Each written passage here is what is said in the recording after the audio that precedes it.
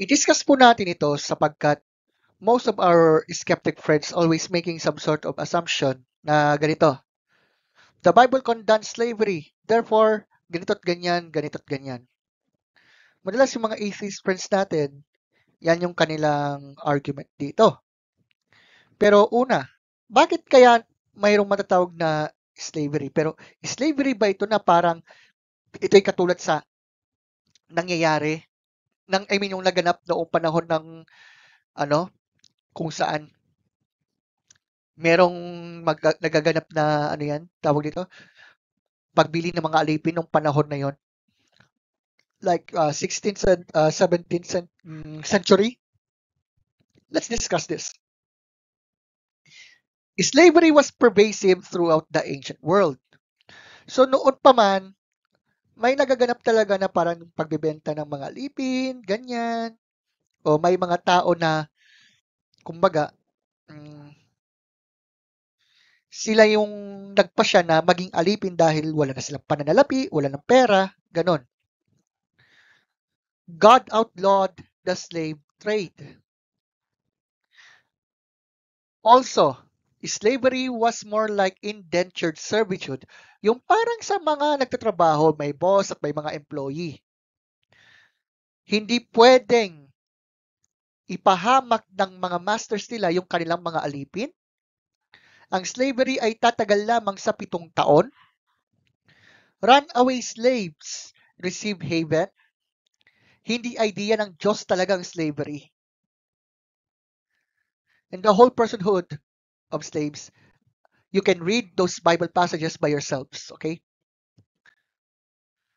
Bukod pa rito, the Bible acknowledged the slave's status as the property of the master.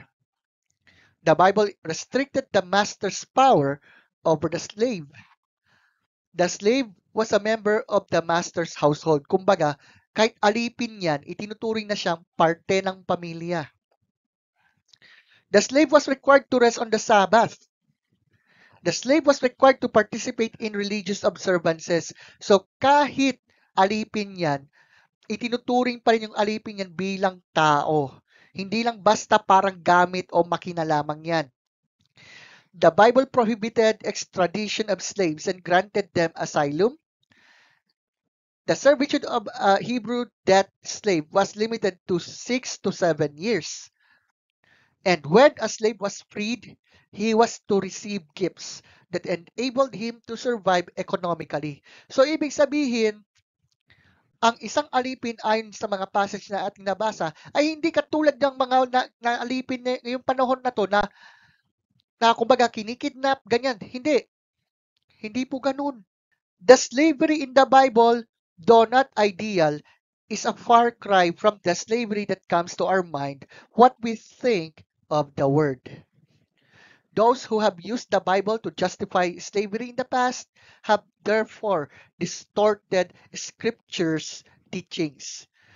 So sa madaling sabi, ang slavery pagdating sa recorded na mga talata sa Bible ay hindi katulad ng mga nababasa na natin ngayon na may kinalaman sa mga alipin dahil kinidnap or what. No, it doesn't. At bukod pa rito, sa mga friends po natin na nag-assume, kita nyo, may ganyan yan. Dapat tanungin natin, define the word slavery. What do you mean by that? How did you come to that conclusion? And then, have you ever considered that the slavery that was recorded in the Bible is not like what we think about the term? But it is like some sort of employer-employee relationship. And then, in reality, it is not God's idea. Isa pa, may nakatala sa Biblia, I think sa Galatians na mapahudyo man, mapahentil man, alipin man o malaya, iisa tayo kay Kristo. So to my skeptic friends who will go on to say this kind of objection, please answer these questions. What do you mean by that? And how did you come to that conclusion? And have you ever considered that this quote-unquote slavery that was recorded, especially in the Old Testament, is not like what you think? Well, it's up to you, my friend.